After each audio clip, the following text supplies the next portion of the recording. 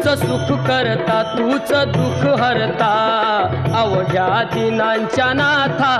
बाप्पा मोरया रे बाप्पा मोरया रे चरणी ठेवी तो माथा बाप्पा मोरया रे बाप्पा मोरया रे चरणी ठेवी तो माथा बाप्पा मोरया रे बाप्पा मोरया रे चरणी ठेवी तो माथा